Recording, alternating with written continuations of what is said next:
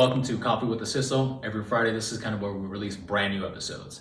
Today's topic is, what type of CISO are you? There's a couple of different types of CISOs you have in this world, where there can be a startup CISO, it could be an operational CISO, or it can be more traditional, post-breach, pre-breach, or anything like that. Usually it's about 6 fundamental domains. And we want to find out is, what type of CISO are you? Okay, or what type of CISO are you going to be? And the way I came about this and actually kind of found this area of topic was from, I think it's called Skillcraft, Cybersecurity by a gentleman named Ross and another person who actually hosts it. And I found it very fascinating because I knew for a fact that I've always wanted to be a CISO and I'm gonna march to the hill to go be a CISO. But I had no clue what type of CISO I wanted to be, right?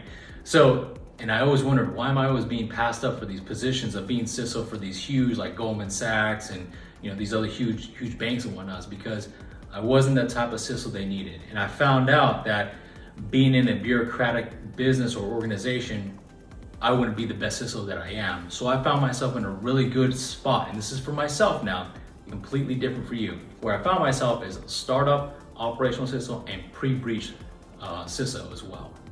And I found those areas to be more constructive for my type of career field and also my type of business. So when I approached different businesses, when I had my MSP as an incident responder, I would approach different businesses and say, okay, what type of CISO do you have? Here's what you're gonna need in the event that there's a breach, and here's for your overall landscape. So the question I would pose to you is, what type of CISO are you? What type of CISO do you wanna be? And what are the fundamental things that you actually need to do to get there? We identify where we are, we identify where we need to go, and how do we close that gap? How do we shorten that gap? Okay. So the other part is, if you're more of an operational CISO, that means you're in the business of managing, making sure we're not breached, we're not having any issues. You might be handling some cyber privacy issues, some just notifications, alerts, and stuff like that. If you're more of a post-breach, that means you've been breached, right? Or the firm has been breached, and what we want to do is actually get out of that breach, so you have all these regulatory requirements and whatnot. Okay. If you're more of a startup CISO, that means you're from soup to nuts. That means you're the technical manager all the way to the strategic manager and delivery manager. And that's a good position to be in, because not a lot of people get to go to a startup and bring it from soup to nuts, start to finish, cradle to grave type deal. And it's a great experience to have.